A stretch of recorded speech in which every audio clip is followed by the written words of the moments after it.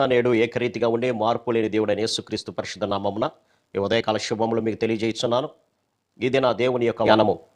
నీతిమంతులు చిగురాకు వలె వర్ధిల్లుదురు. సామెతల గ్రంథము 11వ అధ్యాయము 28వ వచనము. నీతిమంతుల యొక్క జీవితము ఎలా వర్ధిల్లుతుందో ప్రభు ఇక్కడ బయలుపరుస్తున్నారు. చిగురాకు ఏ విధంగా అయితే వర్ధిల్లుతుందో అలాగా నీతిమంతులు కూడా వర్ధిల్లుతారు. చిగురాకు చిన్నగా మొదలైనటువంటి ఆకు, లేలేతగా మొదలైనటువంటి ఆకు తుదకు మహా ఒద్దులాగా తయారవుతుంది ప్రియులారా. అది భయంకరమైనటువంటి వడగాలి వీసినా, భయంకరమైనటువంటి వర్షం వచ్చినా, భయంకరమైనటువంటి గాలి వీచినా ఏమాత్రం కూడా చెక్కు చెదరైనటువంటి స్థితిలో ఉండి దినదినము ఎదుగుతూనే ఉంటుంది ప్రియులారా. అలాగే నీతిమంతులు కూడా ఎదుగుతూ వర్ధిల్లుతూ ఉంటారు అని వాక్యం సెలవిస్తుంది. యోసేపు యొక్క జీవితాన్ని కనుక గమనించినప్పుడు యోసేపు చిన్నతనం నుంచే దేవుని యందు భయభక్తులు కలిగినటువంటి వాడుగా, చెడుతనాన్ని అసహించుకున్నటువంటి వ్యక్తిగా మనకు కనపడుతున్నాడు.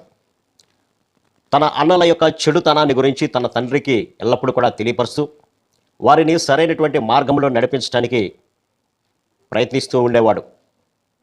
ఆ యొక్క స్థితిలో ఉన్నప్పుడు అన్నలు అతని మీద అసూయపడి అతని అన్నలు యోసేపుని ఇష్మాయేలీయులకు అమ్మివేయడము, ఇష్మాయేలీయులు ఐగుప్తునకు యోసేపును తీసుకువచ్చి పొతీఫరు అనేటువంటి వ్యక్తికి అమ్మడం జరిగింది.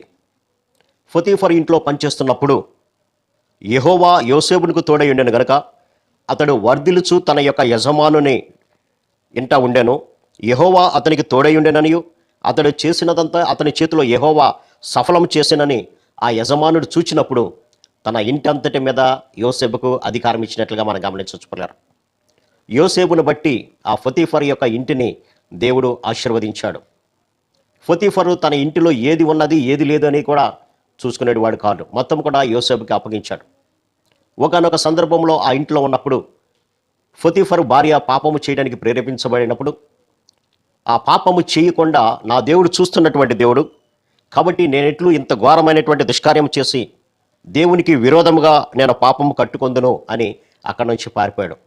దానికి ఫలితంగా చేయని నేరానికి అతడు జైలు శిక్ష అనుభవించినట్లుగా మనం చూడొచ్చు.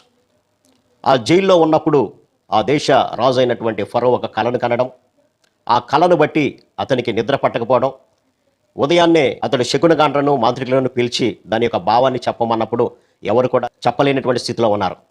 అటువంటి సమయంలో యోసేపును గురించి తెలుసుకున్నటువంటి ఫరో రాజు యోసేపును పిలిచి కలభావాన్ని తెలుసుకున్నాడు. రాబోయేటువంటి కాలంలో మన దేశంలో జరగబోయేటువంటి విషయాలను ప్రభు మీకు ముందుగా బయలుపరిచారు అని కల యొక్క భావాన్ని యోసేపు ఫరోకి తెలియపరచడం జరిగింది. అప్పుడు ఫరో అంటున్నటువంటి మాట, ఇతని వలె దేవుని ఆత్మగల మనుషులను మనం కనుగొనగలమా అని దేవుడు ఇదంతా నీకు బయలుపరచాను గనక నీ వలె వివేక జ్ఞానము కలిగిన వారు ఎవరు లేరు. కాబట్టి నీవు నా ఇంటికి అధికారి అయ్యుండుము, నా ప్రజలందరూ నీకు విధేయులయ్యుందరు, సింహాసనము విషయంలో మాత్రమే నేను నీకంటే పైవాడను అని చెప్పి ఐగుప్తు దేశమంతటి మీదను నిన్ను నియమించి ఉన్నానని యోసేపుతో చెప్పి తన ఉంగరాన్ని తీసి యోసేపు చేతికి పెట్టి వందనము చేయడని అందరి ముందు జనులు కేకలు వేసరి. చూడండి, ఒక బానిసగా కొనుక్కోబడినటువంటి యోసేపు ఈ ఐగుప్తు దేశానికి ఒక ప్రధానమంత్రి హోదాలో అంచెలంచెలుగా ఎదిగినట్లుగా మనం చూడొచ్చుకున్నారా. ఆ మధ్యలో ఎన్నో రకాలైనటువంటి శ్రమలు పడ్డాడు, శోధనలు పడ్డాడు, భయంకరమైనటువంటి నేరం అతని మీద మోపబడింది. కానీ ఏనాడు కూడా దానికి భయపడలేదు. దేవుని యందు భయభక్తులు కలిగినటువంటి వాడుగా ఉన్నాడు కాబట్టే అంచెలంచెలుగా ప్రభు అతనిని ఆశీర్వదించినట్లుగా మనం చూడొచ్చుకున్నారా. ఐగుప్తు దేశానికి బానిసగా అమ్మబడినటువంటి వ్యక్తి అదే దేశానికి ప్రధానమంత్రి హోదాలో సింహాసనం మీద కూర్చున్నట్టుగా మనం గమనించవచ్చు. ఫరో అంటున్నాడు, రాజు నేనైనప్పటికీ కూడా నీ సెలవు లేకుండా ఏ మనుషుడు ఏ పని కూడా చేయకూడదు అనేటువంటి గొప్ప అధికారాన్ని యోసేపుకు ఫరో ఇచ్చినట్లుగా మనం చూడవచ్చు. కారణం ఏంటంటే దేవుని యందు భయభక్తులు కలిగినాడు కాబట్టి. అందుకనే వాక్యం సెలవిస్తుంది, దేవుడు వాగ్దానం ఇస్తున్నాడు మనకి, నీతిమంతులు చిగురాకులాగా వృద్ధి నొందుతారు. కాబట్టి మనము కూడా నీతి, న్యాయము, యథార్థత కలిగి చెడుతనాన్ని విసర్జించినప్పుడు యోసేపు ఏ విధంగా అయితే వృద్ధి చెందాడో మన జీవితాలు కూడా అలా వృద్ధి చెందుతాయి. వాగ్దానం చేసినటువంటి దేవుడు నమ్మదగినటువంటి వాడు. కాబట్టి మనలో ఉన్నటువంటి చెడుగును తీసివేసుకుందాం, ప్రభు వైపు చూద్దాం, నీతిమంతులుగా మార్చబడదాం, తద్వారా మన జీవితాలను అభివృద్ధి చేసుకుందాం. అట్టి కృపా పరిశుద్ధాత్మ దేవుడు మనందరికీ దయచేయను గాక. ఆమేన్. ప్రార్థన. సర్వశక్తుడా ప్రేమ గల మా తండ్రి, మీరు ఇచ్చిన కొద్ది మాటలను బట్టి మీకు వందనాలు తండ్రి.